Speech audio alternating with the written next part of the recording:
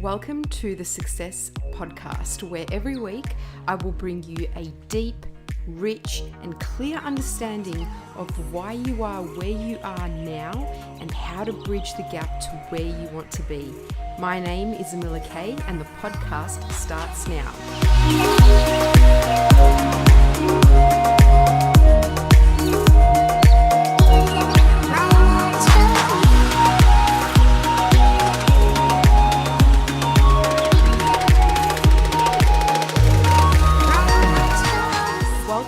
To podcast number 3.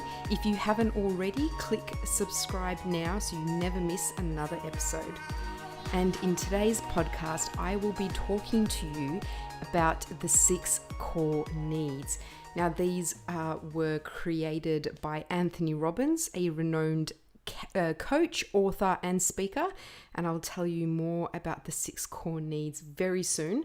So we're going to be talking about the 6 core needs. It matters because these needs impact our everyday decisions, and with our awareness around how they work, we can then decide how we can use them to then make decisions that take us towards the person we want to become and towards the goals that will allow us to live the life that we want to live. Now, let me ask you, have you ever wondered why you're attracted to the career that you chose? Or the relationships that you're in? Or how about the hobbies that you engage in?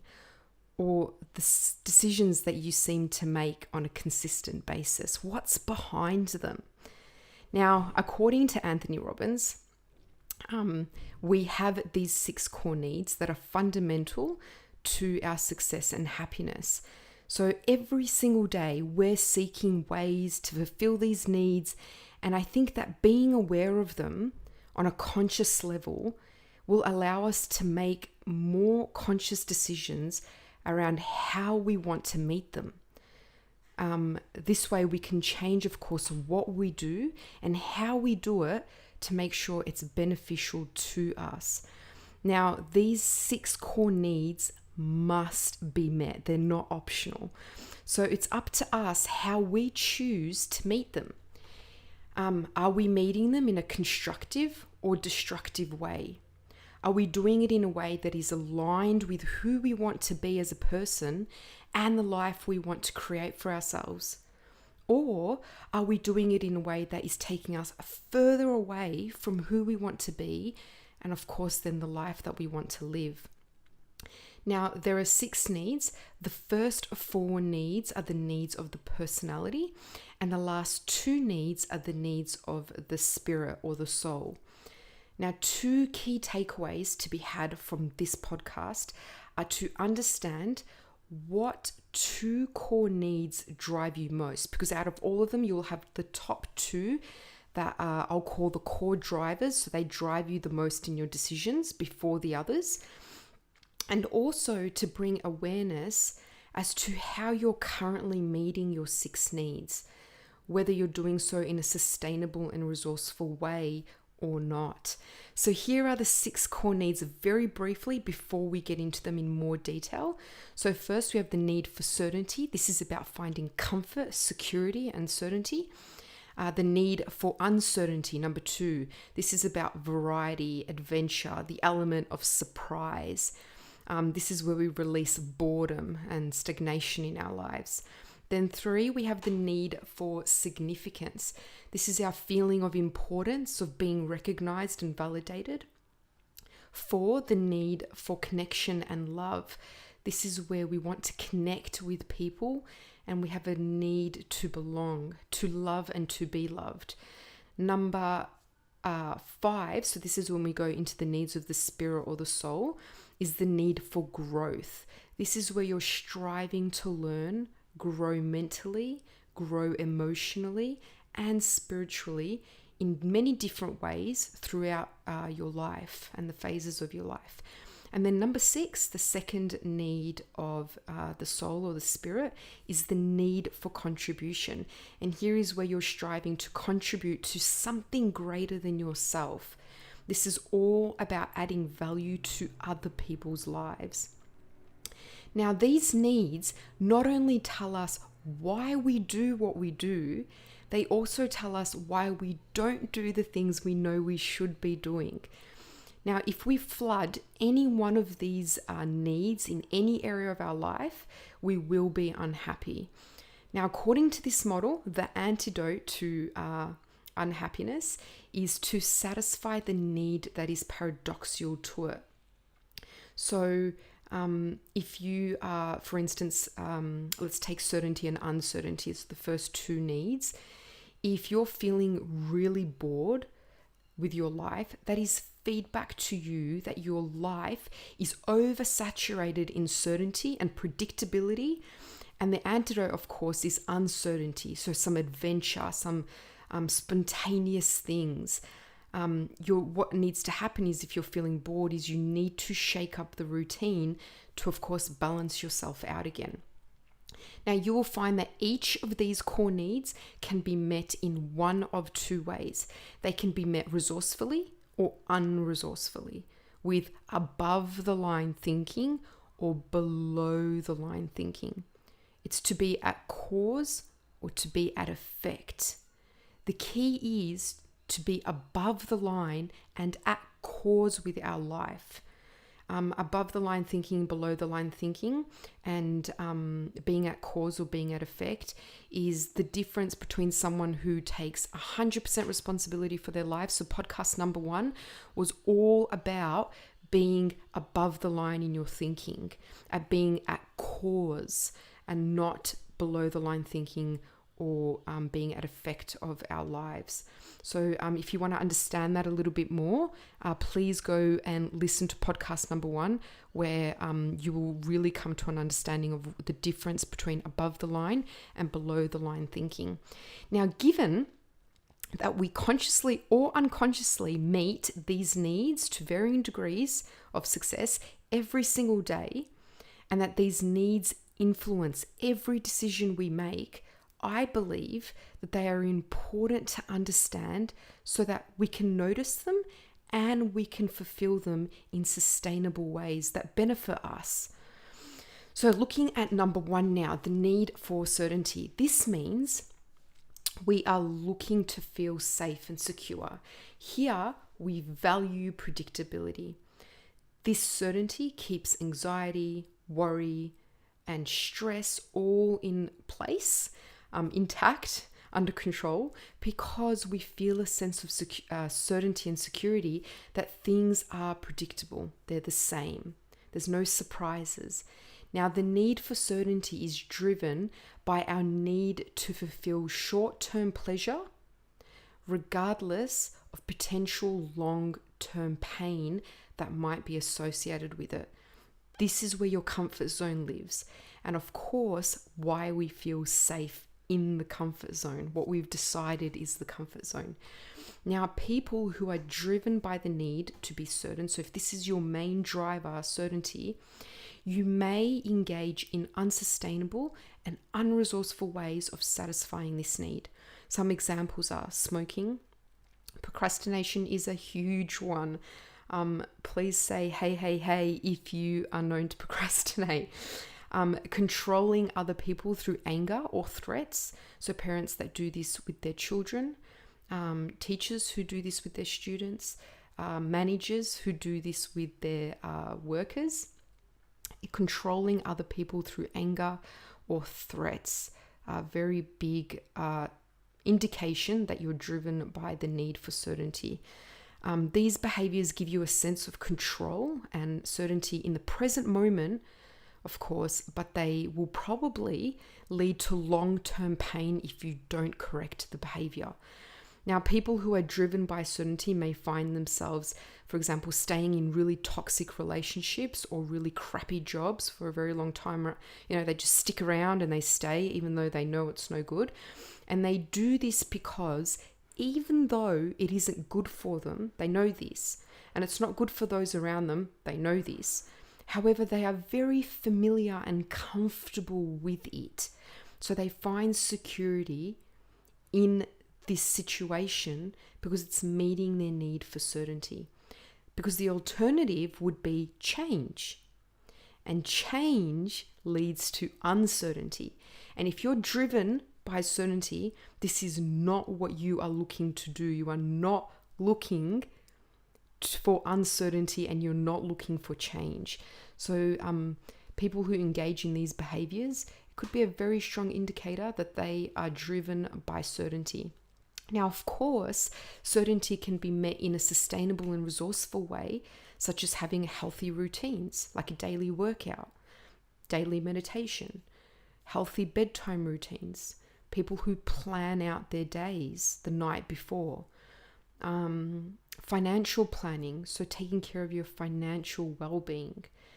You can find healthy predictions in your daily life so that you can meet your need for certainty in a sustainable and resourceful way. Those are just some examples. There are many of them. Now remember though, that a life too certain, too predictable will lead to boredom. And this is why we also need to meet our need for uncertainty so that we're balanced out. Now, the need for uncertainty, number 2. Here, we are driven by the need to find adventure, excitement, to be spontaneous and fun. People might fulfill this need by joining a sports team, or learning a new skill, or going on a road trip, traveling, or some unresourceful ways, say gambling your life savings away. It's all about how we meet the need that determines the quality of our lives and, of course, our sense of happiness. Now, if one of your top core drivers is uncertainty, then you may find that you intentionally seek out high stress situations that will create an element of risk and a depth of discomfort for you. So an example might be jumping out of a plane, so parachuting out of a plane, booking a one-way ticket someplace, leaving your job with no set-in plan for what's next. You're just going with the flow, but also putting yourself in certain uncomfortable, risky situations. A very good indicator that you're driven by the need for uncertainty. If we oversaturate our need for uncertainty, what will happen? It can lead to stress, worry, feeling overwhelmed, chaos. My life's in chaos, and fear, which of course will all then lead us back again to finding certainty. Now, it's how we meet these needs that determines how good we feel about our lives, how happy we feel. Now, you can go and swing between the need for certainty and uncertainty, but if you're meeting these needs in a unresourceful and unsustainable and unhealthy way, of course, yes, you're meeting the needs, but you're not going to feel good. You will still feel uncontented, unhappy, and you may still have all these feelings of worry, anxiety, chaos, and fear following you around because you're not meeting them in ways that are good for you. So really, really important for us to be aware of this as we go through these 6 core needs.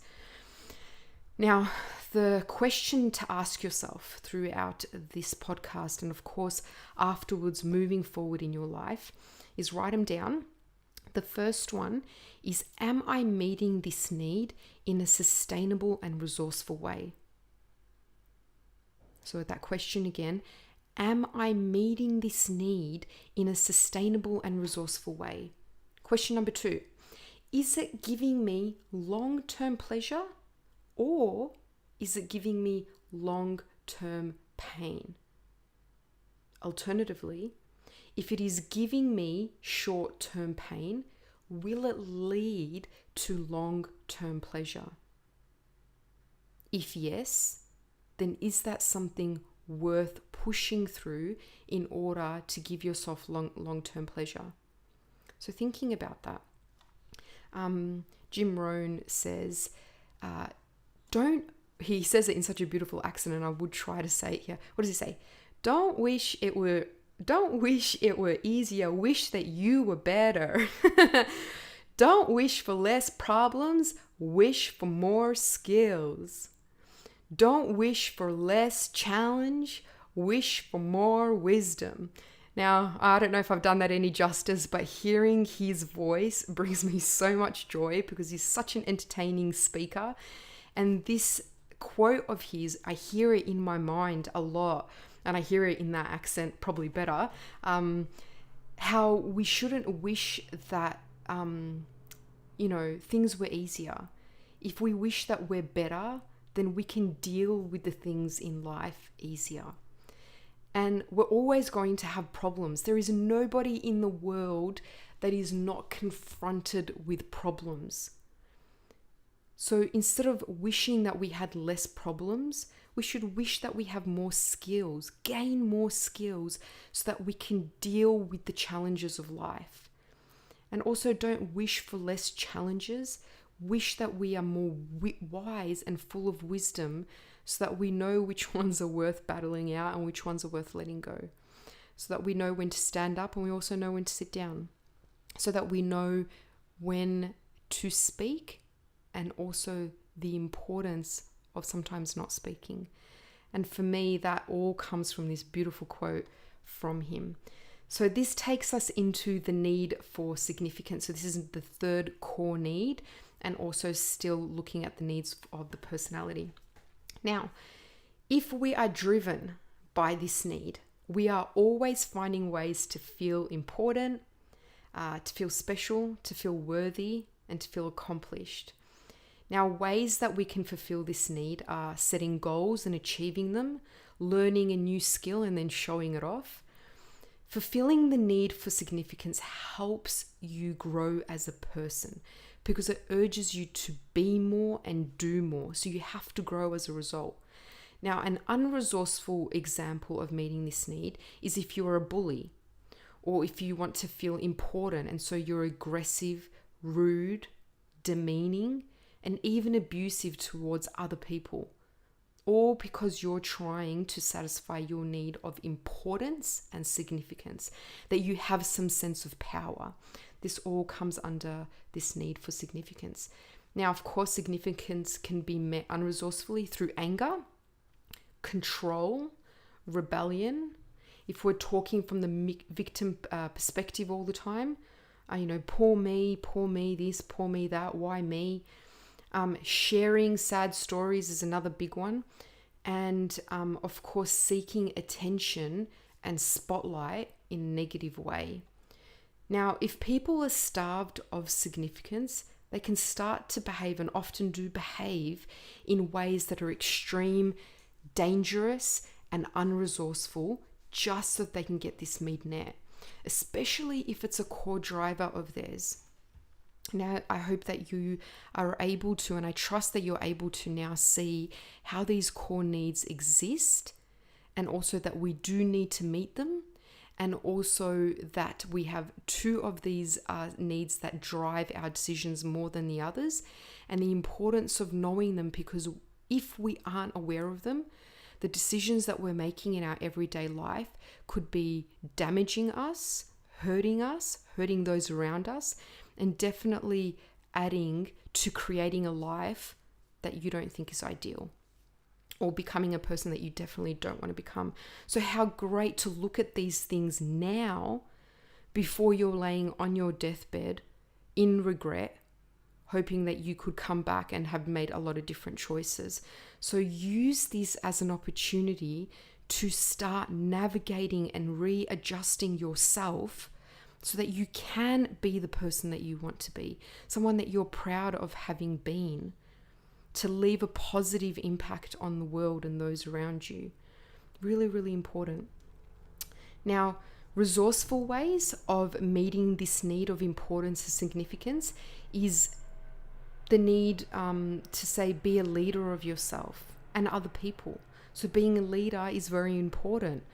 And sometimes something as simple as waking up on time, making your bed before you go to work, are all signs of leadership. It shows that you are a leader of your life.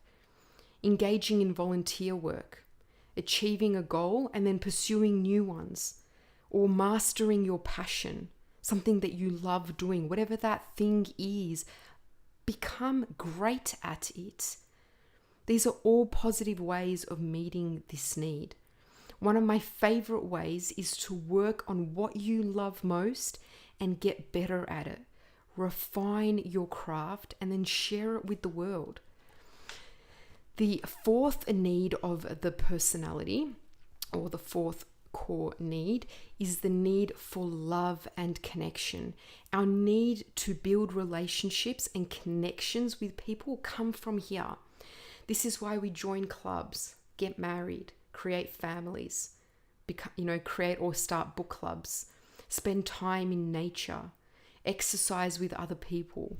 It's because we want to feel connected to others with something else. Now, unresourceful ways of meeting love and connection is being really needy or self-harming or immersing yourself into unhealthy relationships. Now we're looking at the last two core needs. Now, these two core needs come under a sub-umbrella of the needs of the spirit or the soul. So the need for growth. This is where we have a vision of who we want to be and the goals and the skills that we have to develop and achieve in order to be that person, to make this vision come to life. Now, pushing ourselves to continuously grow and become our new definition of our ideal self is where we meet this need for growth. Our idea of who we want to be may continually change throughout your life. Who you wanted to be 5 years ago can be very different to who you want to be now. And I sure hope that it is. Now, this is where we have needs to grow, say, emotionally, to develop our emotional capacity or our emotional IQ.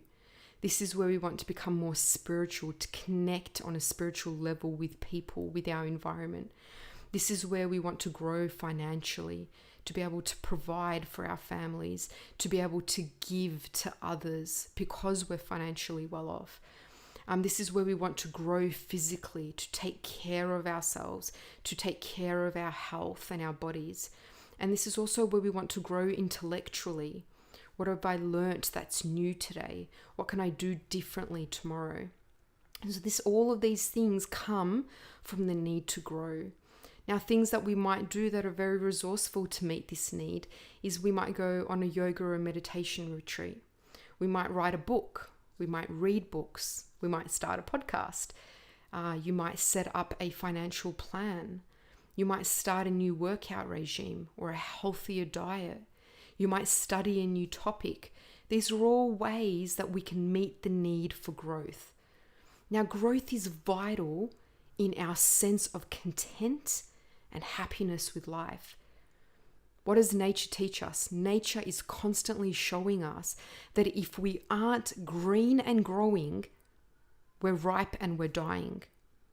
Growth isn't just about doing more. It's about becoming more. It's about who do you become as you do these things. Now, how do you reflect on who you are right now? How do you meet this need? Do you ask yourself questions like these? How was I today as a person? What did I do great? And what can I do better?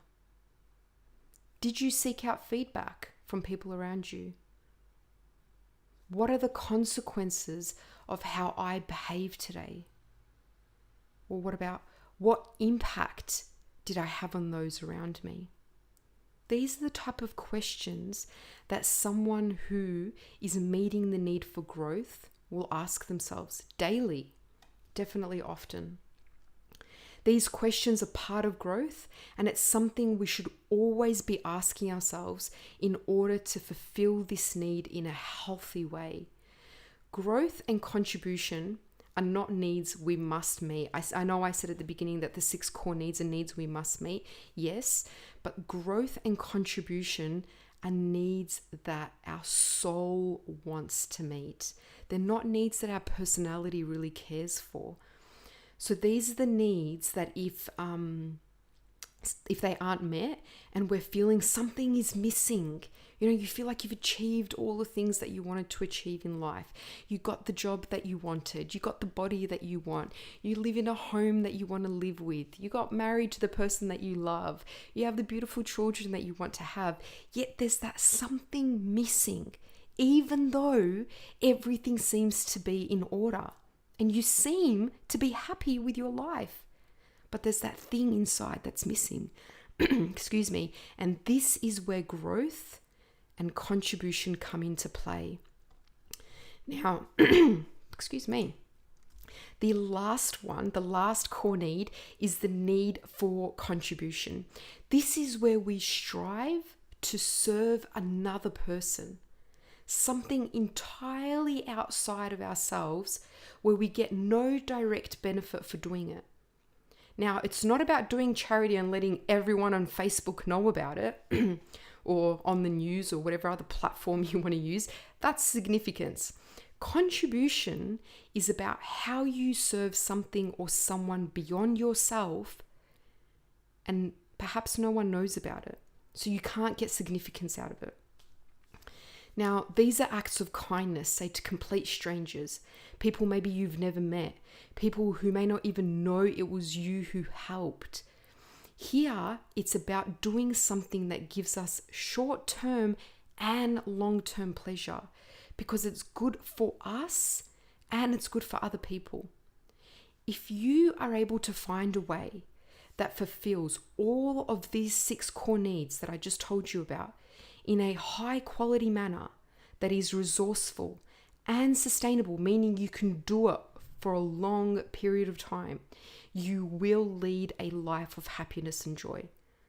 So now, as we come to the end of the podcast, take out a pen again, take out your book, and write down these questions. So, what are 3 things that you are currently doing that are meeting your core needs? So this could be, as an example, I exercise every day. I read a new book every month. I cook for my family. I'm a singer and I go and sing and I perform. Or I play tennis every week with my children or my partner. The second question is, what could you do instead if these things that you do, these activities, were threatened and you could no longer do them? So what if you got into an accident and for a period of time you could not exercise every day? Or what if you, something happened and for some reason you couldn't read a new book every month? Maybe because you got busier with other areas of your life. Or what if for some reason you could no longer cook for your family or sing or play tennis? Because these are all vehicles that we have that meet our 6 core needs. So if this was to get threatened and we didn't have this available to us anymore, so the things that you chose, what could you do instead that would still meet the core needs that they were satisfying? Really important to be flexible around this, to have awareness around this, and to have something else in plan so that we don't collapse under stress and chaos and fear when those things are threatened. So going back again, I will tell you all the 6 core needs so that you can write them down. So of course that you can answer these questions. So 1, the need for certainty. How are you meeting it? Your need for uncertainty. How are you meeting it? Your need for significance. How are you meeting it? The need for connection or love. How do you meet it? What about now the needs of the spirit? How do you meet your need for growth? And how do you meet your need for contribution? I really recommend and urge you now to go online and find, if you just Google in 6 core needs test or 6 core needs quiz, very easy, takes only a couple of minutes to do, 5 or 6 at most. Be in your normal and natural state of mind when you answer these questions, and it will give you a complete and detailed analysis of your core needs and how they drive you in your everyday decisions, and most importantly, what 2 of the 6 core needs are driving you the most. These are your top 2 core drivers. Really, really important, because these 2 will take precedence over the others when you make decisions. So important to be aware of them. This brings us to the end of the podcast. I've told you about the 6 core needs. I've told you why they matter, because these needs impact our everyday decisions. And with the awareness that we have now and continued awareness of how they work and how we can use them now to make decisions that bring us closer to the person we want to be and the life that we want to live. What they are exactly, I've told you that in great detail, and how it works. Go and do the quiz, answer the questions, and if you like today's message and you can think of someone who will also get something out of this, please do share it. My vision is to help as many people as possible to understand themselves and to understand other people better, and to be able to give them the tools to create the life that they desire. Thank you all. I appreciate all your support, and goodbye until next time.